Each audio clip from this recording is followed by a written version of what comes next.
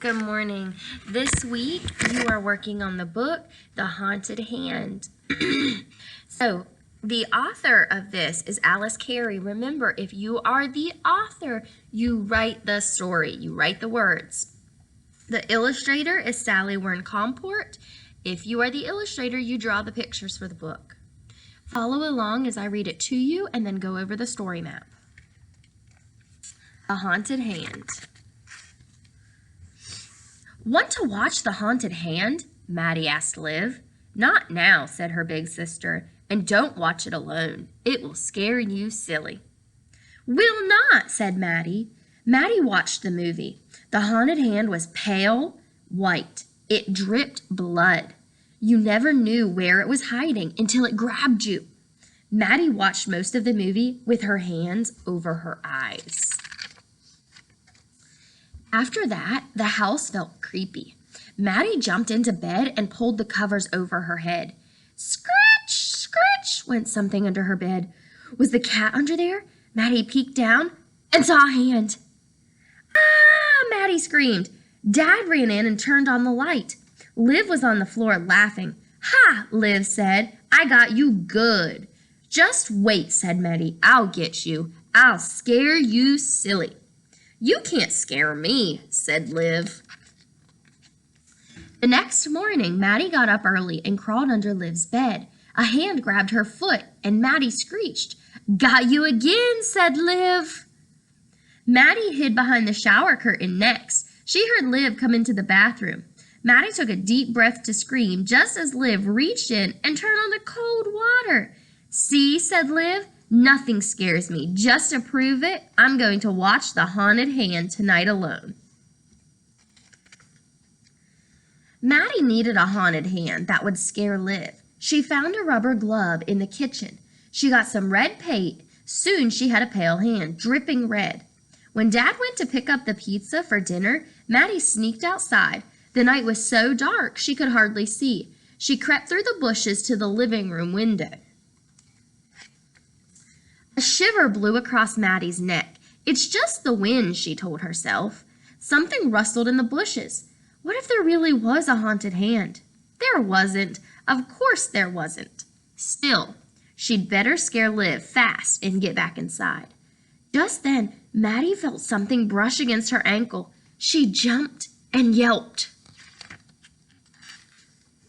She tore through the bushes to the front door. It was locked. Then the living room lights went out. Maddie was alone, outside in the dark, with the haunted hand. The spare key, she thought. Quick! Maddie fumbled under the flower pot. There it was. She unlocked the door and slammed it behind her. She reached out for the light switch. But then, something rustled inside the dark house. What if the haunted hand was already inside? What if it had grabbed Liv? Was it coming for Maddie next? If she turned on the light, it would find her. The door rattled behind Maddie. Then it opened. Ah! Maddie screamed. Someone else screamed too. Liv? The lights came on. Dad stood in the doorway with the pizza.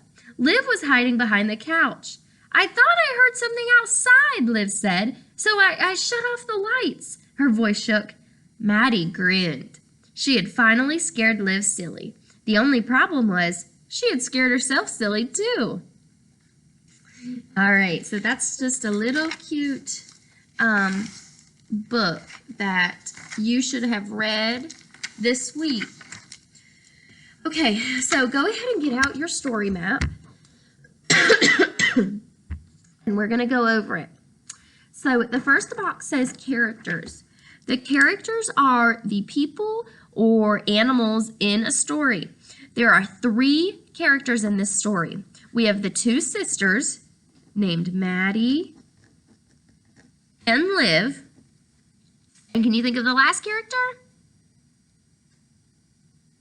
It's the dad. Okay, so you should have wrote Maddie, Liv, Dad. If any point that you need to write something down, pause this video, write it down, and then play it again. So the next box is setting. The setting is where it takes place. Well, this only takes place in one spot. It takes place at Maddie and Liv's house. So that's what we're going to write. Maddie and Liv's house. Again, if you need to write it down, pause it right now so you can see it. So the problem, let's think about the problem. What went wrong in this story, or what was one of the characters trying to do? Well, the problem was that Liv kept scaring Maddie. So Maddie wanted to scare Liv back. Okay, so the problem was Liv kept scaring Maddie.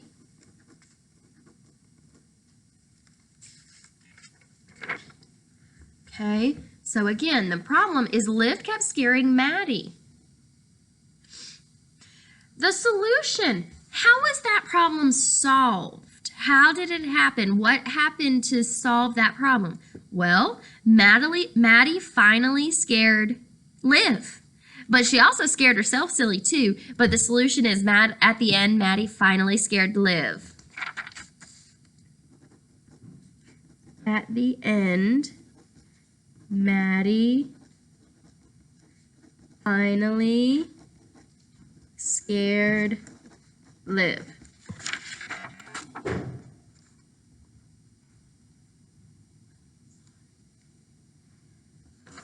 Okay, go ahead and read to yourself.